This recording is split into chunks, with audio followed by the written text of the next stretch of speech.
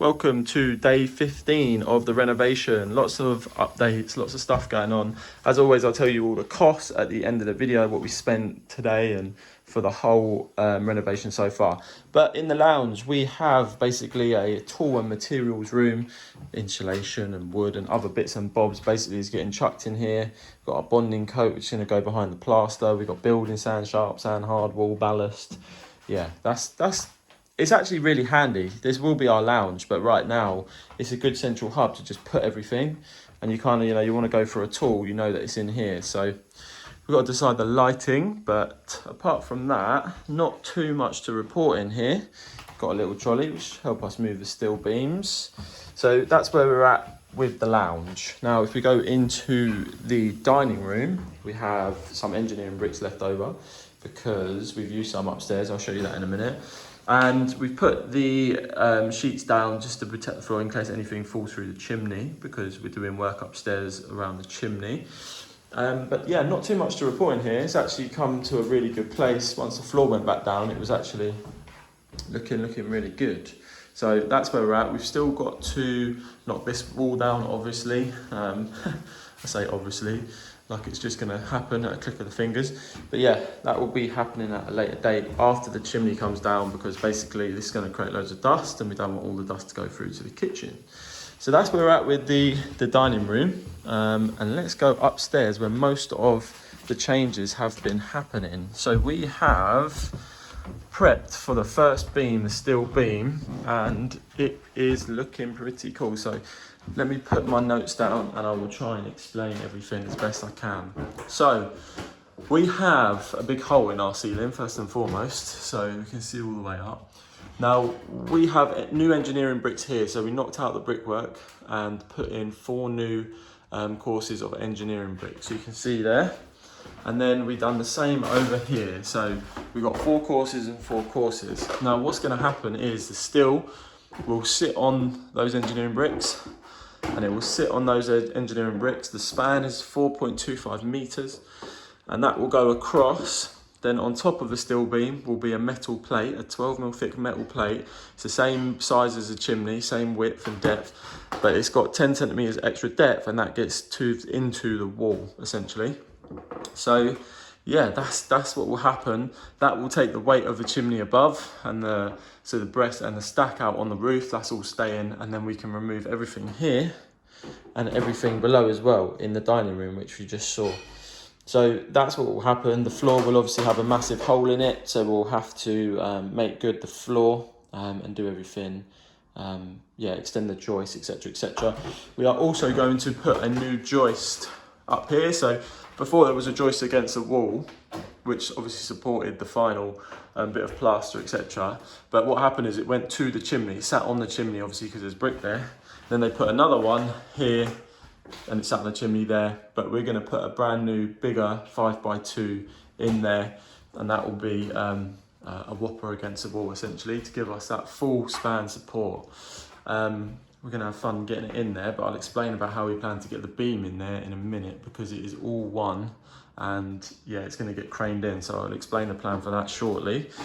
Let me check my notes, see if we've got anything else in here. So we've chipped away around the base behind the skirting boards, where basically a lot of the plaster came away and some of the bricks. They use those massive screws or nails should I say, to bash it in, but you can see it's just crumbling away in places. So what I've done is I've gone round, I'm done in here properly yet, and I've knocked out a lot, so all the loose is kind of off around here. I've got to double check the stream, I've just done it quickly, I didn't have much time. But in the secondary and office, I've gone through and done it all and primed it ready for filling. So we'll go there in a sec, but let me just see if there's anything else in here. All the good stuff, all more tools and cement and all kinds going on. So yeah, the primary, yeah, all good in here. Let's go to the ensuite actually first, because some headway has been made in there. So a new doorway is obviously going in here. If you've watched the previous videos, that is going to be, the opening will be 70 centimeters wide. And the door we're getting is going to be a barn door, which will be the other side, and that will slide across and that door is 76 centimeters wide. Obviously with the barn door, you need the door to be wider than the actual opening. So the door will be from there to there, 70. Then when the door's open, it will slide across to here. We went for a sliding door because our bed's going to be here, and we don't want the door to open towards, and we'll lose space opening the door inwards. So, and because it's an ensuite, we're happy with like a sliding door. It's all good. It doesn't need to properly, you know, shut and be proper tight like this. Essentially, it's kind of just to cover it. So there we go. We got the lintel ready. So that is going to go above the opening. That is a 900 lintel, so 90 centimeters in length and 65 wide, which is the same as a brick. So that will sit nicely on the brickwork somewhere here, even though these bricks are obviously on their side, which is crazy really. Yeah, I've never seen a wall like that, but it's not it's not structural, I'm not sure. But yeah, it's super thin, obviously, as you can imagine, because at tight, when the bricks are like that, in that middle point there, all you've got is, it's the same the other side. So, you know, however thick that brick is what you've got. So that's movements in the ensuite. That might be happening today, so tomorrow's video may have that all cut out. Yeah, I've removed some more plaster. This plaster was pretty strong on this wall here. This plaster was very weak around here. This was above the, it's funny, wherever there was water, the plaster's weak. So this was above the sink. This wall was really weak. This is pretty strong now. Here was the bath. This was just like falling off basically. So yeah, that's an update for the ensuite. Now let's go up into the loft, where it doesn't look like too much has happened, but trust me, it took a long time to sort stuff out yesterday. So we'll plug this light in over here, which will give us some light. Let there be light. Is that going to turn on? Yeah, there we go. So we have got our, let's come up here. So the chimney, this is where we're looking. That's the engineering bricks there. All the way over there is the other engineering bricks. That's where we're at. There's all this insulation here, which is old insulation. So this is being removed as well. Got water suppression, obviously keep all the dust down, and all PPE, etc. Masks, any old insulation, any stuff like that up here. It's years and years of dust and stuff. So yeah, just doing that as best they can. And then we've got it all over here as well. So that beam, the issue we have with like the beam, if you think, right, that's 4.25 meters, so it's a long old span. There's no way we can get it through the house. There's no way it fits up the stairs and round into the bedroom, plus it weighs 200 kilos or whatever it weighs. So it's not going to happen. So the plan is it comes through the loft there. You can see where we've roughly opened a tile. However, there are power lines all outside. Honestly, it's like spaghetti junction out there. So the crane driver hopefully is a wizard and can get it done. But that's the plan, so we can come straight through here. We can't come through here because the front of the house is like, I'll have to show you the front, but that's basically brick. All that is brick. It's like a triangular brick section. It's the same next door. You've got a big triangular brick section. So this is the first set of tiles. The tiles start here. The tiles start here, but essentially that's the best one based on the power lines, we think. So we'll see. If he's a wizard, I'll have to give him some beer money for being a legend delivering. Got my big lights up here as well, my lights, which helpful, very helpful indeed. I definitely recommend any project like that. Lights, the things I found, lights like that, a headlight as well, because you're always looking, and one of these bottles, a suppression, like just a spray bottle. Honestly, the builder's got one, I've got one, and we're just constantly spraying stuff down before we actually move stuff and sweep up dirt, and it just really suppresses all the dust and just helps your lungs, essentially saves your lungs over time. Right, let's go down here. So yeah, that was everything in the loft.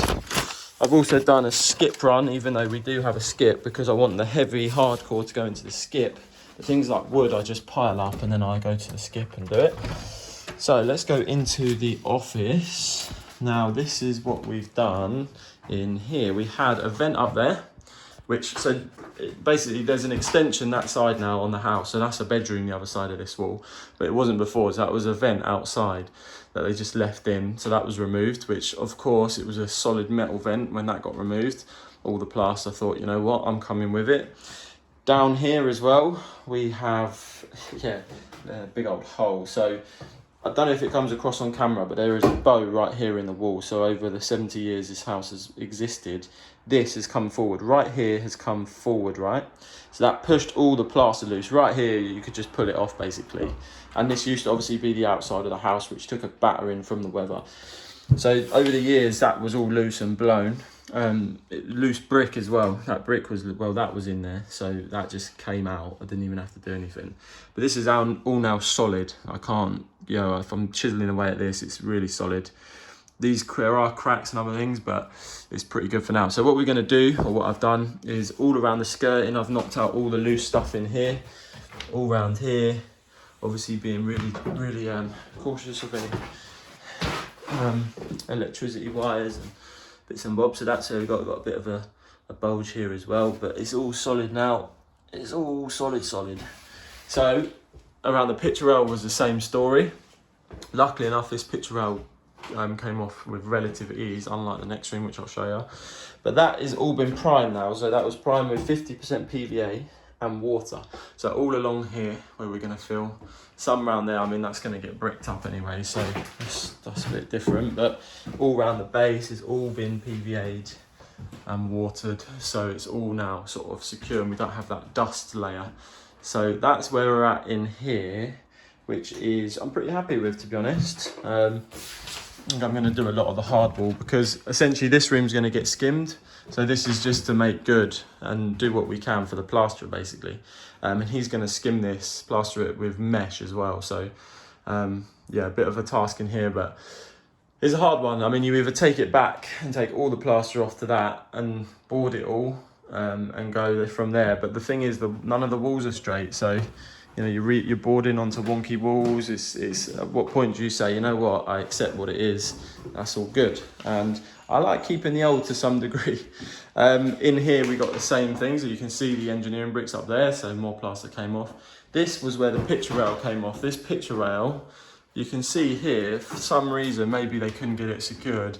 There was 2 or 3, sometimes they doubled up, of those big old nails that, you know, the big sort of triangle ones. I don't know the name of them.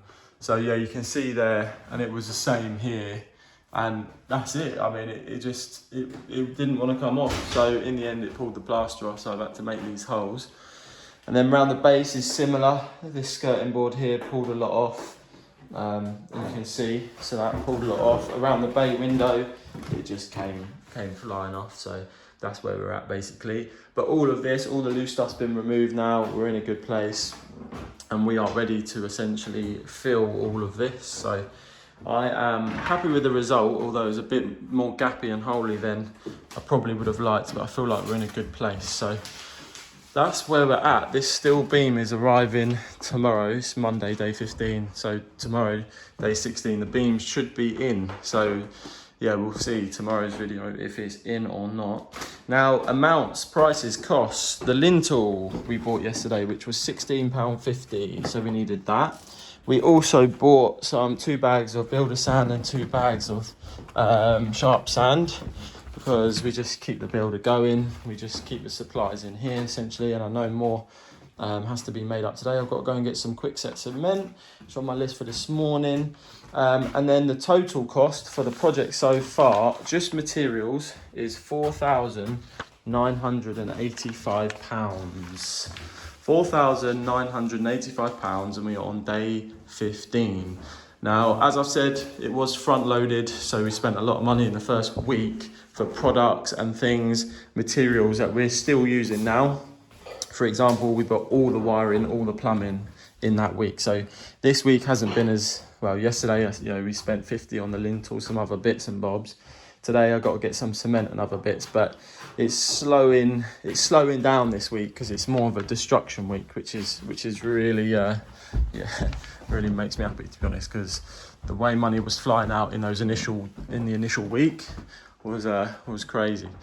So yeah, that's where we're at. Got some cleaning to do, some bits and bobs. But yeah, it will be a busy day today. I mean, the steel goes in, the rapid set cement.